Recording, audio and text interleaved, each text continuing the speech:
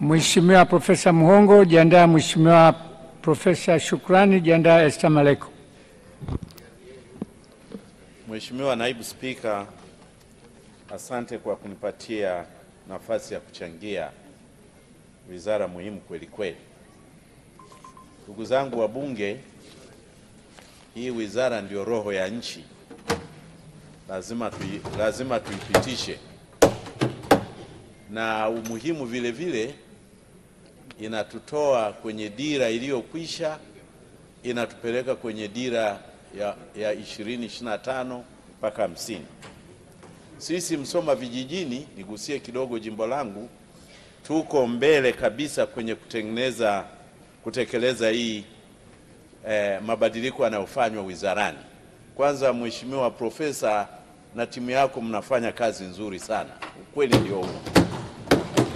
Na nimemsikiliza anayoyasema na mengine na mimi ndio nitaka kuchangia hapa. Tutaongezea tu.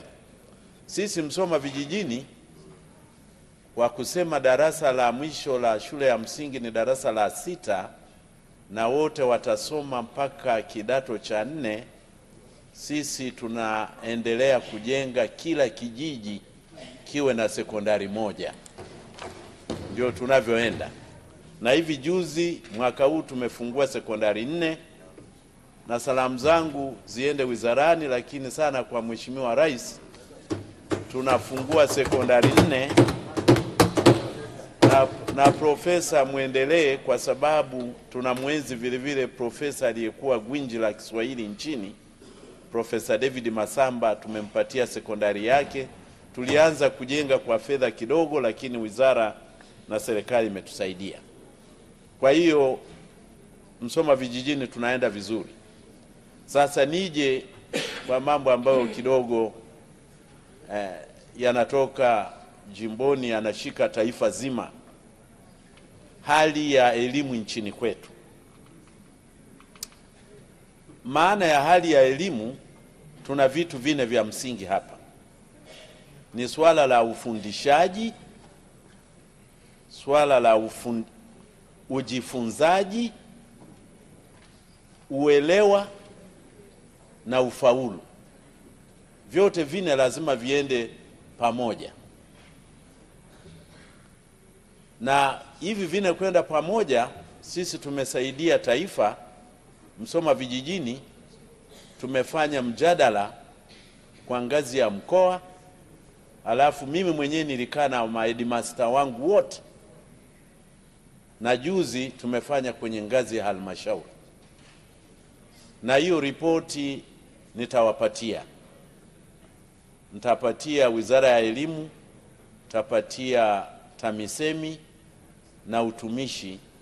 Lakini ili hii budget iende vizuri, nitamwambia webmaster aiweke kwenye tovuti ya jimbo kuanzia Jumatano, sio leo.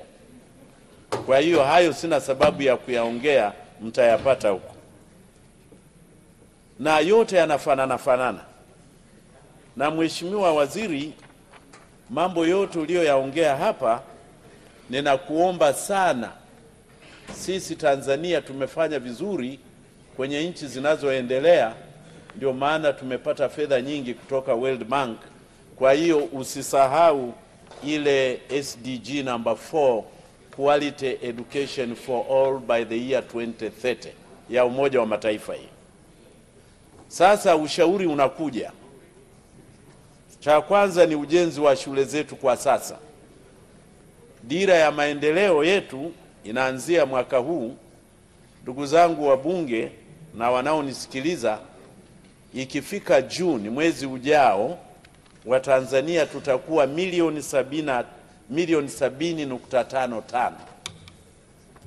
Eneo letu la ardhi, yani Tanzania bara na visiwani, ukiliweka pamoja ni square kilomita 947,303. Kwa hiyo inamaanisha population density, yani watu wanaoishi kwenye square kilomita moja ni watu 75 kwa mwaka huu wa 2025.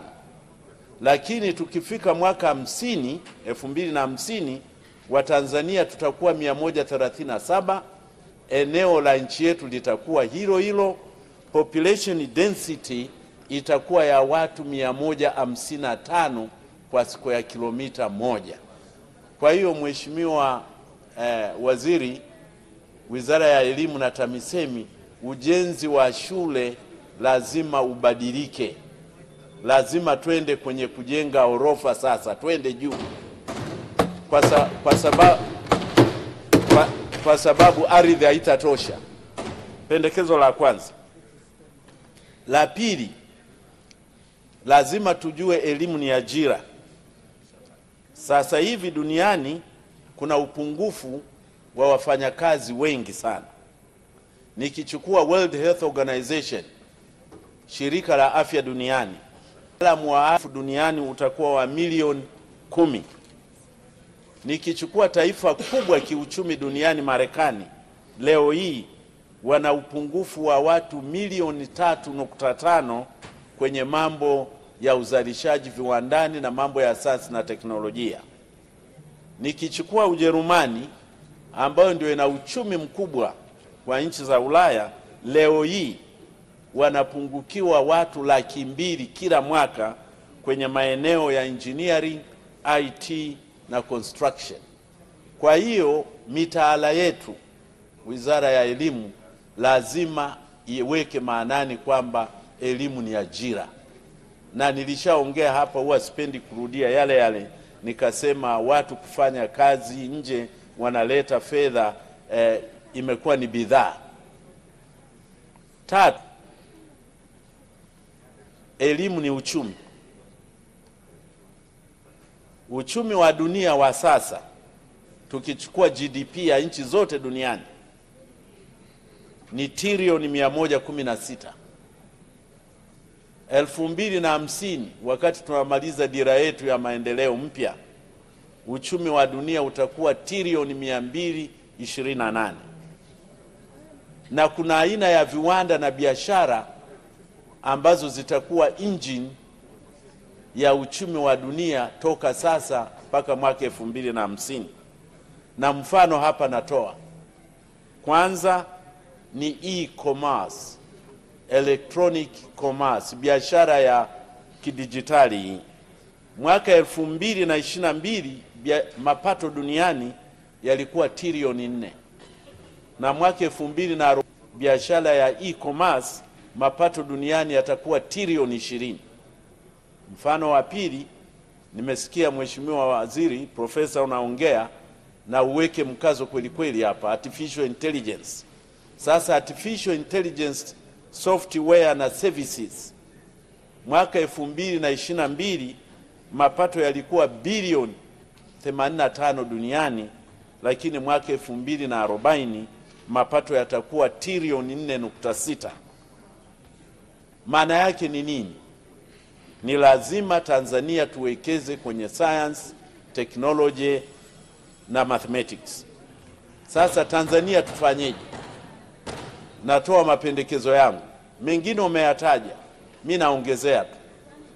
La kwanza, kama tunataka kwenda hivyo na hizo kazi duniani tuzipate, lazima sekondari zote za Tanzania ziwe na maabara.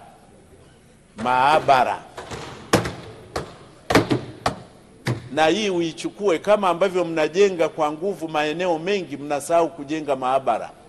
Hiki ndio msingi wa science. Lazima ufanye practicals toka form 1. Pendekezo la pili, sekondari zote nchini ziwe na maktaba zenye kompyuta za kati. Inamaanisha kwamba, ndugu zangu, siku hizi vitabu vinatolewa bure. Sasa kama vinatolewa bure, lazima uweze ukanyonya hivyo vitabu kupita kwenye kompyuta. Kwa hiyo tunapaswa kuwa na maktaba zenye vitabu na kompyuta, vijana waweze kupata vitabu vya bure. Pendekezo la tatu, kwa kuwa tumesema kwamba elimu ya chini Tanzania itakuwa kidato cha 4, ni lazima tuanze kuongeza kidato cha 5 na kidato cha 6. Na tutaongeza kwa uwiano kwamba kwenye kila sekondari 5 tuweke high school moja ya science. Kama mimi wa Msoma vijijini ambaye sasa hivi nina sekondari 32, ninapaswa kuwa na high schools 6 za masomo ya science. Na hizi high schools, Mheshimiwa Profesa, tuachane zote kukaa wizara moja, hatutaenda kasi. Lazima tuzishushe kwenye halmashauri.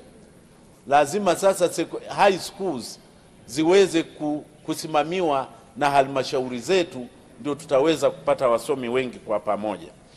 Halafu pendekezo la 5, tujenge technical colleges za aina kama ilivyokuwa DATEC.